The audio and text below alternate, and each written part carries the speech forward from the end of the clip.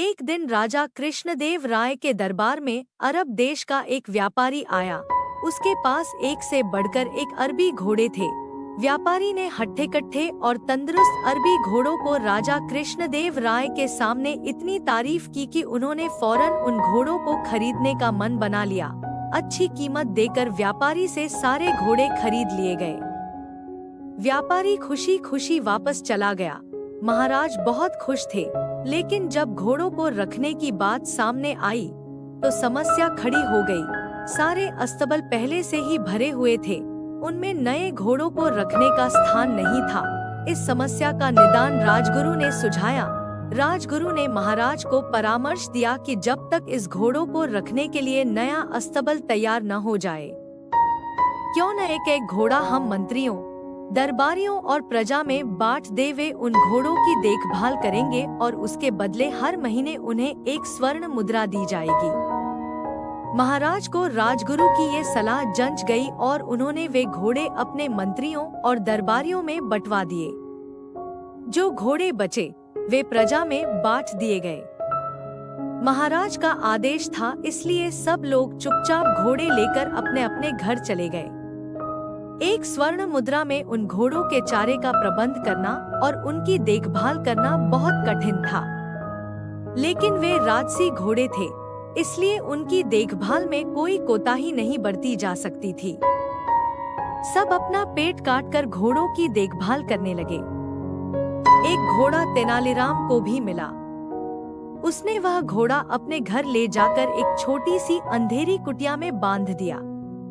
उस कुटिया में छोटी सी एक खिड़की बनी हुई थी। उस खिड़की से तेनालीराम रोज शाम थोड़ी सी सूखी घास घोड़े को खिलाया करता था। घोड़ा दिन भर भूखा रहता था, इसलिए जैसे ही शाम को खिड़की से सूखी घास देखता, लपक कर उसे खा जाता। दिन बीतते गए और वह दिन भी आया जब अरबी घोड़ों का अस्तबल बनकर तैयार हो गया। जिन मंत्रियों, दरबारियों और प्रजा के पास अरबी घोड़े थे, उन्होंने चैन की सांस ली। इतने दिनों में घोड़ों की देखभाल के कारण सबके घर का बजट बिगड़ गया था, कईयों पर कर्ज चढ़ गया था। खैर, वे घोड़े लेकर राजमहल पहुंचे। इधर तेनालीराम जब राजमहल पहुंचा तो उसका घोड़ा नदारद था। महाराज के पूछने पर वह बोला, महाराज, क्या बताऊं? वह घोड़ा बहुत ही ज्यादा खूंखार हो गया है, किसी पर भी हमला कर देता है। मुझ में तो इतना साहस नहीं कि उसके अस्तबल में घुस पाऊं, इसलिए मैं उसे नहीं ला पाया। महाराज कुछ कहते, इसके पहले राजगुरु बोल पड़े, महाराज, तेनालीराम की बात पर विश्वास नहीं किया जा सकता। अवश्य घोड़ा सही सलामत नहीं है, इसलिए तेनालीराम बहाना कर रहा है। हमें वहां जाकर वास्तविकता का पता लगाना चाहिए। महाराज ने राजगुरु को कुछ सैनिकों के साथ तेनालीराम के घर जाकर घोड़े को लाने का आदेश दे दिया। राजगुरु सैनिक लेकर तेनालीराम के घर पहुंच गए। साथ में तेनालीराम भी था। तेनालीराम ने उसे वह कुटिया दिखाई जहां घोड़ा बंधा हुआ था।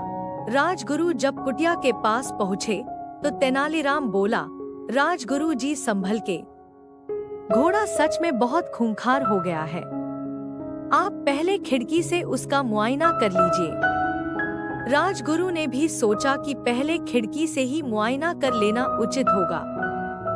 वह अपना मुंह खिड़की के पास ले गए। दिन भर से घोड़े ने कुछ खाया नहीं था। तेनालीराम शाम के समय ही उसे सूखी घास दिया करता था, इसलिए जैसे ही राजगुरु खिड़की के पास अपना मुंह लेकर गए, उनकी दाढ़ी को सूखी घास समझकर घोड़े ने मुंह में दबा लिया और खींचने लगा। राजगुरु दर्द से चीख पड़े। यह देख तेनालीराम बोला, मैंने कहा था न राजगुरु जी की घोड़ा बड़ा खूंखार हो गया है। राजगुरु क्या कहते? दर्द से चीखते रहे और अपनी दाढ़ी छुड़ाने का प्रयास करते रहे, किंतु भूखा घोड़ा भी दाढ़ी छोड़ने को तैयार नहीं था। आखिरकार सैनिकों द्वारा तलवार से दाढ़ी काटकर अलग कर दी गई। तब राजगुरु की जान छूटी। उसके बाद राजगुरु ने सैनिकों को आदेश दिया कि वे घोड़े को पकड़कर राजमहल ले चलें। घोड़े को राजमहल में महाराज के सामने ले जाया गया। राजा ने जब घोड़े को देखा तो आश्चर्यचकित रह गए। इतने महीने ढंग से कुछ खाने पीने को न दिए जाने के कारण उसका शरीर सूख गया था और वह एकदम मरियल दिख रहा था। अपने घोड़े की ये हालात देख महाराज बहुत क्रोधित हुए और तेनालीराम से बोले, ये क्या हालत कर दी तुमने घोड़े की? तेनालीराम बोला, महाराज, एक स्वर्ण मुद्रा में मैं इसे जितना दाना पानी दे सकता था उतना मैंने दिया। बाकी लोग आपके डर से अपना पेट काट काट कर घोड़े की देखभाल करते रहे।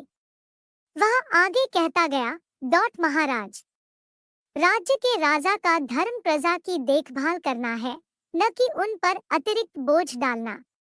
इन घोड़ों की देखभाल करते करते और उन्हें बलवान व तंदुरुस्त बनाए रखने में आपकी प्रजा दुर्बल हो गई है।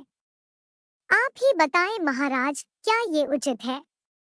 महाराज को तेनालीराम की बात समझ में आ गई और उन्हें अपनी भूल का एहसास हो गया। अपनी इस भूल के लिए उन्होंने सबसे क्षमा मांगी और उन्हें इन महीनों में हुए खर्चों की भरपाई भी दी।